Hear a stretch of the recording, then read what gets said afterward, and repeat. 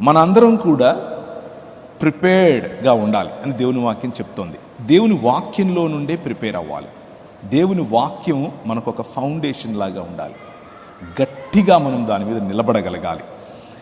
అందుకనే మనం దేవుని వాక్యంలో నుంచే అసలు ఎందుకు మనం ఇలా ప్రిపేర్ అవ్వాలి అని చెప్పటం కోసం 1 పేతురు పత్రిక తీయండి. 1 పేతురు 3వ అధ్యాయం 15-16 వచనాలు.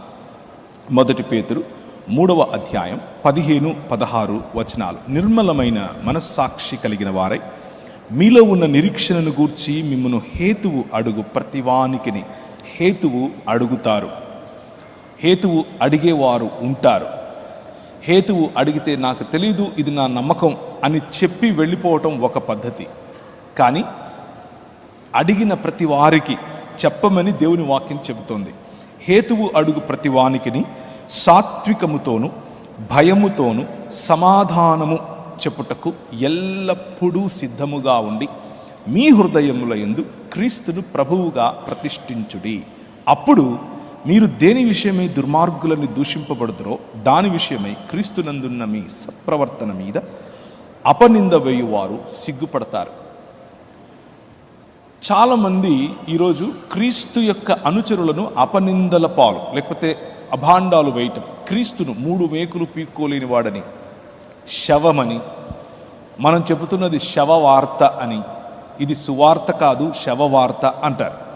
కొందరు మనల్ని రైస్ క్రిస్టియన్స్ అంటారు, ఇంకొందరు జాకెట్ క్రైస్తవులు అంటారు, ఇంకొందరు వేరు పదాలతో వేరు రకాలుగా మనల్ని పిలుస్తారు. పిలవటానికి గల కారణం మీకు తెలుసు.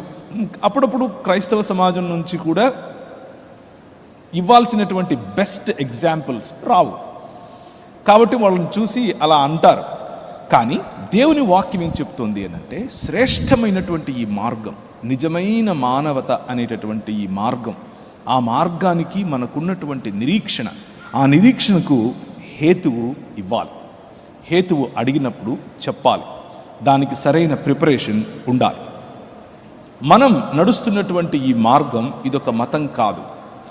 క్రీస్తు ప్రభువుగా ప్రతిష్ఠించుకోవటం అనంటే, క్రీస్తు అన్న పదం నా పదం తర్వాత నా పేరు తర్వాత నాకు ఈ విధంగా అయితే ఇంటి పేరుందో, అలా జీసస్ అన్న పేరుకు క్రైస్ట్ అనేది ఇంటి పేరు అని అమెరికాలో 48 మంది పిల్లలు ఓటేశారట. 100 మందిలో 100 మందిని అడిగితే 48 మందికి పైగా క్రైస్ట్ బహుశా ఆయన ఇంటి పేరేమో అని చెప్పారట. ఇలాగే ఉంటుంది మన క్రైస్తవ సంఘాల్లో. సరైన సిద్ధపాటు, సరైన ఆలోచన పిల్లలకు లేకపోతే. సో యువతులు మీరు తెలుసుకోవాల్సినటువంటి, మీకు ఆల్రెడీ తెలిసిన మళ్ళీ గుర్తుంచుకోవాల్సినటువంటి విషయం, క్రీస్తు అనంటే అభిషిక్తుడు.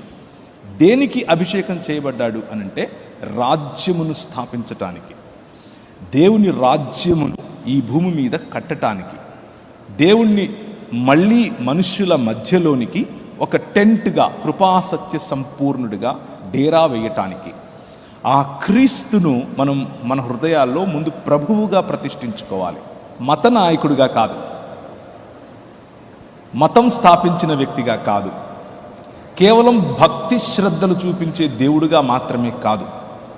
ఆ దేవుడు రాజు. ఆ రాజుకు ఉన్నటువంటి నియమాలు, ఆ నియమాలను హృదయంలో పటిష్టంగా ప్రతిష్ఠించుకోవాలి. మతం కాదు, ఇది మార్గం. భక్తి మాత్రమే కాదు, బాధ్యతతో కూడిన జీవన విధానం. నమ్మకం మాత్రమే కాదు, నమ్మకత్వం. ఇంగ్లీష్లో అలీజెన్స్ అన్న పదం వాడతారు. Faith is allegiance to Christ. క్రీస్తు అనేటటువంటి రాజుకు మీ హృదయాలలో అలీజెన్స్ ఉండాలి, నమ్మకత్వం ఉండాలి. చెప్పిన పనిని, ఇచ్చిన ప్రాజెక్టును సంపూర్ణంగా కంప్లీట్ చేయగలిగినటువంటి, మీ పైన దేవుడు నమ్మగలిగినటువంటి, మీకు ఏదైనా పనిని ఎంట్రస్ట్ చేయగలిగినటువంటి నమ్మకత్వం కలిగి ఉండాలి. దాన్నే క్రీస్తును ప్రభువుగా మన హృదయాల్లో ప్రతిష్ఠించుకోవడం అని అంటారు. అడిగేవాళ్ళు, హేతువు అడుగువారు రాజకీయ పరంగా అడుగుతారు, శాస్త్రీయ పరంగా అంటే సైంటిఫిక్గా అడుగుతారు, అలాగే భక్తి భావనలు భావజాలాలను మనసులో ఉంచుకొని అడుగుతారు. ఆ భావజాలాలను మనం అర్థం చేసుకోవాలి. ఆ భావజాలాన్ని అర్థం చేసుకున్నప్పుడు మన భావజాలాన్ని ప్రజలకు చెప్పగలుగుతాం. అలాగే ప్రపంచ దృక్పథాలు, జీవన విధానాలు, వేరువేరుగా ఉన్నటువంటి సంస్కృతులు, ఆ సంస్కృతులలో నుండి ప్రశ్నలు వస్తాయి. ప్రశ్నలు వచ్చినప్పుడు మనం దేవుని వాక్యము అనేటటువంటి దృక్పథంలో మనం సమాధానం చెప్పాలి. ఆ సమాధానం చెప్పటం కోసం సిద్ధపడాలి.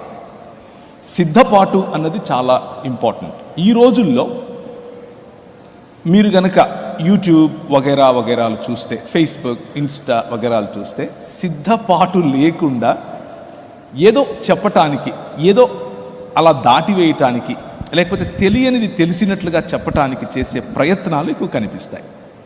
కానీ జాగ్రత్తగా సిద్ధపడితే, కొంతమంది ఏమంటారు అని అంటే, సిద్ధపాటు ఏంటండి, మాకు పరిశుద్ధాత్ముడు ఉన్నాడు, పరిశుద్ధాత్ముడు చెప్తాడు అని అనుకుంటారు.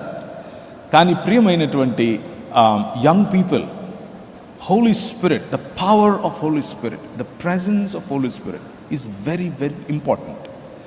But the power and the presence of the Holy Spirit will inspire you to prepare, not to be prepared less. A answer తెలియనటువంటి వాడిగా దద్దమ్మలాగా కూర్చుని నోటికి ఏదొస్తే అది చెప్పి పరిశుద్ధాత్మ చెప్పాడు అని చెప్పటం కోసం కాదు పరిశుద్ధాత్ముడు మనకి ఇవ్వబడింది. పరిశుద్ధాత్ముడు మనల్ని ప్రిపేర్ అవ్వమని చెప్తాడు. స్టేజ్ ఎక్కటానికి ముందు you need to be prepared.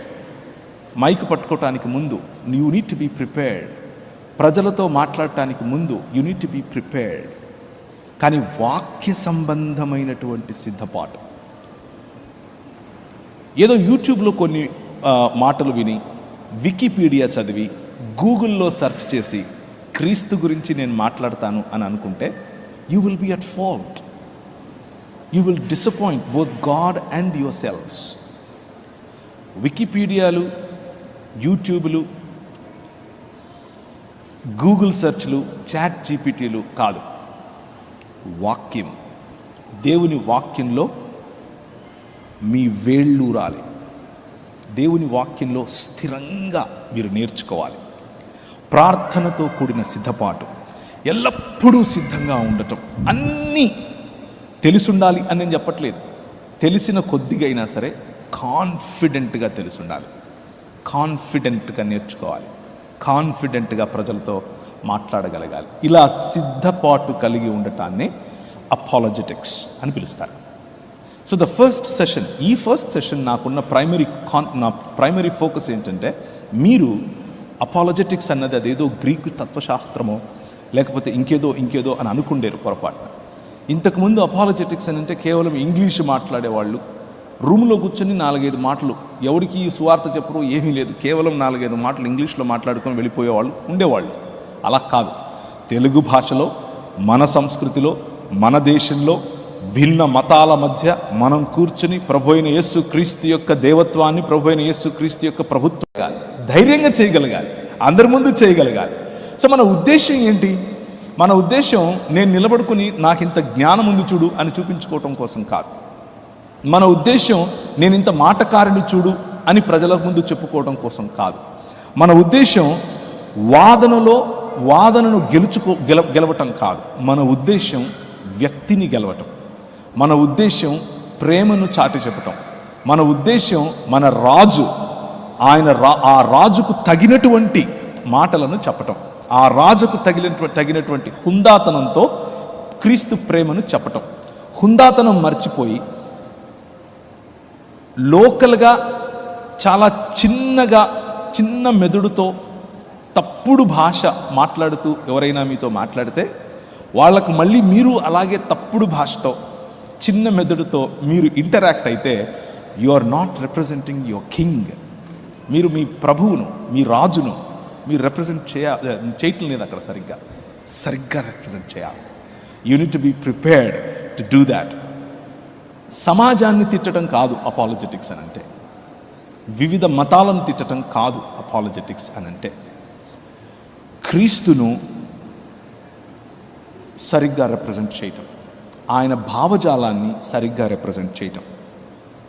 అలాగే మన నిరీక్షణను గూర్చి రిప్రజెంట్ చేయటం. ఇంతకు మనకున్న నిరీక్షణ ఏంటి, మనకున్న హోప్ ఏంటి అని గనక ఆలోచిస్తే పేతురు గ్రంథం మళ్ళీ తీయండి. 2 పేతురు 3వ అధ్యాయం 13వ వచనం. మనకున్న నిరీక్షణ చాలాసార్లు కొంతమంది, అందరూ కాకపోయినా కొందరు, చెప్పిన సువార్త యొక్క ప్రధాన ఉద్దేశం ఈ ప్రపంచాన్ని విడిచిపెట్టి ఇంకెక్కడికో వెళ్ళిపోవటం అని అనుకుంటారు. ఏదో కొత్త లోకం ఉంది, ఆ లోకంలోనికి వెళ్ళిపోవటం అని అనుకుంటారు. బైబిల్ గ్రంథం యొక్క సారాంశం మీరు ఈ లోకాన్ని విడిచి వెళ్ళిపోవటం కాదు. బైబిల్ గ్రంథం యొక్క సారాంశం క్రొత్త ఆకాశము, క్రొత్త భూమి. బైబిల్ యొక్క సారాంశం దేవుని సన్నిధి మన మధ్యకు వచ్చి నివాసం చేయటం.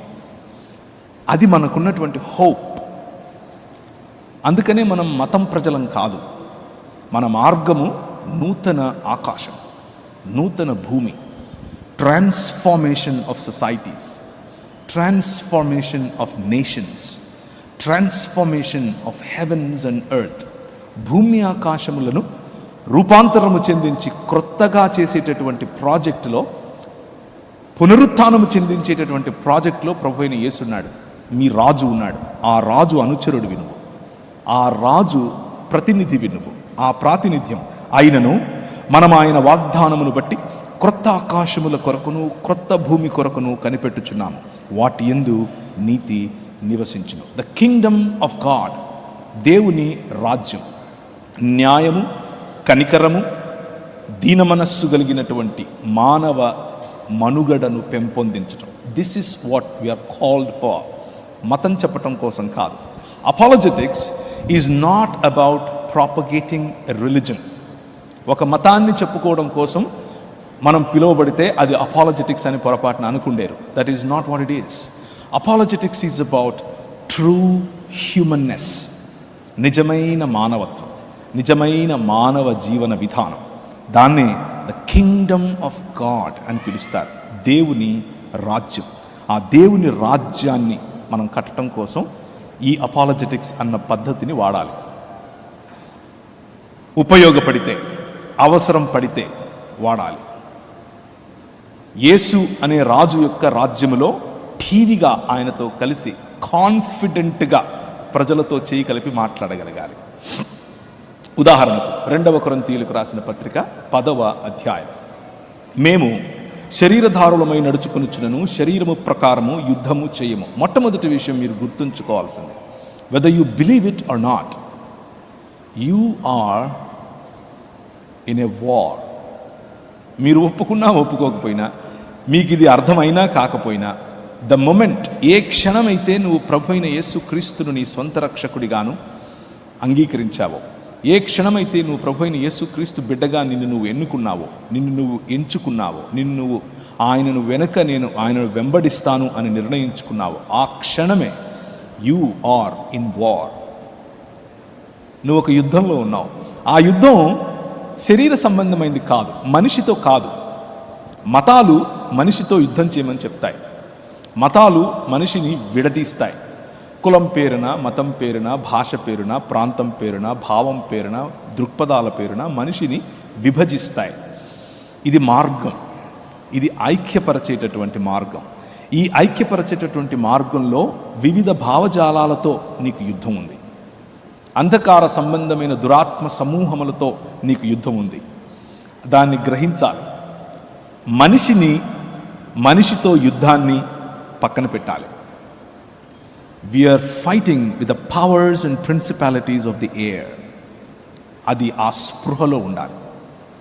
యుద్ధంలో ఉన్నావు అని గుర్తుపెట్టుకో. అయితే శరీరధారులమై మనం నడుచుకున్నా శరీరము ప్రకారం మనం యుద్ధం చేయకూడదు. మా యుద్ధోపకరణములు శరీర సంబంధమైనవి కావు గాని దేవుని ఎదుట దుర్గములను పడద్రోయజాలినంత బలము కలవై ఉన్నవి. దేవుని ఎదుట దుర్గాలు. What are these lofty things that we are talking about? దుర్గాలంటే ఏమున్నాయి? There are many lofty things in this world. Religion ఒక దుర్గం, ఫైనాన్షియల్ రంగము ఒక దుర్గం, రక్షణ రంగం ఒక దుర్గం, రాజకీయ రంగం ఒక దుర్గం, ఫ్యాషన్ ఇండస్ట్రీ ఒక దుర్గం, మ్యూజిక్ ఇండస్ట్రీ ఒక దుర్గం, ఎంటర్టైన్మెంట్ ఇండస్ట్రీ ఒక దుర్గం, స్పోర్ట్స్ ఒక దుర్గం. ఈ దుర్గాలన్నీ కూడా ఏం చేస్తున్నాయి? అవి దుర్గములను పడద్రోయజాలినంత బలము కలిగింది మన భావజాలం. ప్రతి దుర్గాన్ని విడిపించాలి. బికాస్ ఎందుకు విడిపించాలి అనంటే, అంధకార సంబంధమైన దురాత్మ సమూహముల యొక్క, లేకపోతే ఈ లోక దేవత యొక్క, ఈ లోక మర్యాదలో ఉన్నటువంటి రాజు దేవుడి యొక్క ప్రభావంలో ఇవన్నీ ఉన్నాయి. ఆ ప్రభావం నుంచి వీటిని విడిపించాలి. That is what apologetics is. Apologetics అని అంటే నోరేసుకుని వాగటం కాదు. It's about a bigger thought. It's about larger than life అన్నటువంటి ఆలోచన. Thinking about your king every single time, representing your king in every sphere and walk of your life. ప్రతి ఇండస్ట్రీలో కూర్చున్న వాళ్ళు, గవర్నమెంట్ ఉద్యోగులైతే అక్కడ, ఇంజనీరింగ్ చేస్తే అక్కడ, పోలీసు ఉద్యోగంలో ఉంటే అక్కడ, రక్షణ రంగంలో ఉంటే అక్కడ, టెక్నాలజీలో ఉంటే అక్కడ, మ్యూజిక్లో ఉంటే అక్కడ, ప్రతి చోట కూడా ప్రభు అయిన యేసు క్రీస్తు యొక్క ప్రభుత్వాన్ని చాటి చెప్పాలి. That is where your war is. It is not just religion. నువ్వేదో ఆదివారం వస్తావు, చప్పట్లు కొడతావు, వెళ్ళిపోతాను అని అంటే, apologetics is not for you. You belong to a religion and you stay there. That's fine. But if నువ్వు ఈ మతానికి పైగా క్రీస్తు అనే రాజుకు అనుచరుడిగా, క్రీస్తు అనే రాజుకు ప్రతినిధిగా బ్రతకాలి అని అనుకుంటే, మేము వితర్కములను, దేవుని గూర్చిన జ్ఞానమును అడ్డగించు ప్రతి ఆటంకమును పడద్రోసి ప్రతి ఆలోచనకు క్రీస్తుకు లోబడినట్లు చెరపట్టి మీరు సంపూర్ణ విధేయత కనపరుచినప్పుడు సమస్తమైన అవిధేయతకు ప్రతిదండన చేయ సిద్ధపడి ఉన్నాము అని పౌలు అంటున్నాడు కదా. This is the call. సమస్తమైన అవిధేయత, ప్రతి అవిధేయత. It is not just about నువ్వు ప్రార్థన చేయలేదే, నువ్వు బైబిల్ చదువుకోలేదే, నీ బట్టలు చినిగిపోయి ఉన్నాయే, నీ కటింగ్ ఏంటి అలా ఉంది. This is not wear our focus should be. Our focus should be on much larger things. Thought processes, philosophies, ideologies. Look at your generation Z. మీ జన్ జీలను చూడండి ఒకసారి, మీ పిల్లల్ని. అంటే 2000 తర్వాత పుట్టిన వాళ్ళని ఒకసారి గమనించండి. ఇప్పుడు జెన్ జీ అయిపోయి జెన్ ఆల్ఫా వచ్చేసింది. అది 2020 నుంచి పుట్టిన వాళ్ళందరూ జెన్ ఆల్ఫా కిందికి లెక్క. ఇప్పుడు మళ్ళీ కొత్తగా నాకు ఒకరు చెప్పారు, జెన్ ఆల్ఫా కూడా అయిపోయిందన్న, బీటా వచ్చింది అంటున్నారు. What ever it is, look at them. వాళ్ళ ఆలోచన చూడండి. What kind of influence. Using entertainment, using music, using technology, using artificial intelligence. వాళ్ళ ఆలోచనలు ఎలాంటి చోటు ఉన్నాయి అని అంటే, స్కూల్స్లో చెప్పేటటువంటి మాటలు ఏంటి అని అంటే, ఉదాహరణకు జస్ట్ ఉదాహరణ చెప్తాను, చాలా ఉన్నాయి. LGBTQ అనే community, lesbians, gays, bisexual, transgender and queer, 5 రకాలుగా. These are all acceptable అని చెప్తున్నారు స్కూల్స్లో. This is all good. This is embracing diversity. మంచి మంచి పదాలు వాడుతున్నారు, పిల్లల మైండ్స్లో ఇవి చెప్తున్నారు. And as a church, as a representative of king who made, స్త్రీని గాను పురుషుని గాను నరుణ్ణి చేశాడు. ఇదొక భావజాలం. ఈ భావజాలాన్ని రిప్రజెంట్ చేయగలగాలి, ఈ భావజాలాన్ని ప్రజల మధ్యకు తీసుకెళ్ళగలగాలి. That is apologetics. దుర్గములను పడద్రోయజాలినంత బలము, వితర్కములను క్రీస్తు పాదాల దగ్గరికి చెరపట్టి తీసుకుని రాగల బలం నీ మాటల్లో ఉంది. నువ్వు దానికి సంపూర్ణ విధేయత ఈ సమాజములో క్రీస్తు పట్ల వచ్చేంత వరకు నువ్వు సిద్ధపడాలి, సిద్ధపాటు కలిగి ఉండాలి. కొట్లాడటం కాదు దీని అర్థం రాజు, ఆ రాజు యొక్క you are an ambassador and speak with that dignity, do stuff with that dignity, attempt projects with that dignity. ఆ డిగ్నిటీలో నువ్వు నీ ప్రాజెక్ట్స్ను నువ్వు ఎన్నుకోవాలి. There are 2 types of choices. మీకు 2 చాయిసెస్ ఉన్నాయి. పొద్దున్నే మేము చిన్నప్పుడు మాకు వాటర్ ఇంట్లోకి వచ్చేవి కాదు. మేము వెళ్ళి బిందెలు తీసుకెళ్ళి నీళ్లు పట్టుకొచ్చుకునేవాళ్ళం. మా అమ్మ అరే పోరా నీళ్ళు తీసుకురా పోరా అంటే నేను మా అన్న మేమిద్దరం సైకిళ్ళు తీసుకుని వెనక బిందెలు కట్టుకుని వెళ్ళేవాళ్ళం. బిందెలు తీసుకెళ్ళి బిందెలు నింపుకునే దగ్గర గొడవ జరుగుతుంది. మీకు ఎప్పుడని తెలుసా? సంపన్నులుగా మీరుంటే మీకు తెలియదు ఇది. నాలాగా బిలో పావర్టీ లైన్లో పుట్టే మీకు తెలుస్తుంది. మేము వెళ్ళి బిందెలు పెట్టుకొని నీళ్లు పట్టుకునేవాళ్ళం. అక్కడ ఎక్కువగా ఆడవాళ్ళు ఉండేవాళ్ళు. ఆడవాళ్లే కాదు మగవాళ్ళు కూడా ఉండేవాళ్ళు. అంటే సైకిల్ మీద తీసుకెళ్ళేవాళ్ళు. పిచ్చగా తిట్టుకునేవాళ్ళు, పిచ్చగా కొట్టుకునేవాళ్ళు. ఏది? బిందె నీళ్ళ కోసం. That's one choice. And the other choice is ఇంటికి నీళ్లు ఎవరితో ఏ గొడవ లేకుండా పైపు పెట్టి మరీ ఇంట్లో మా అమ్మకు నీళ్ళు ఇవ్వగలగాలి అనేది రెండో చాయిస్. రెండవ చాయిస్ని ఎన్నుకోండి అని చెప్తున్నాను. నోరు పారేసుకుని అక్కడ ఇక్కడ వాడి చొక్కా పట్టుకుని వీడి చొక్కా పట్టుకుని కొట్లాట వద్దు. That is not what we are called for. We are called for bigger wars.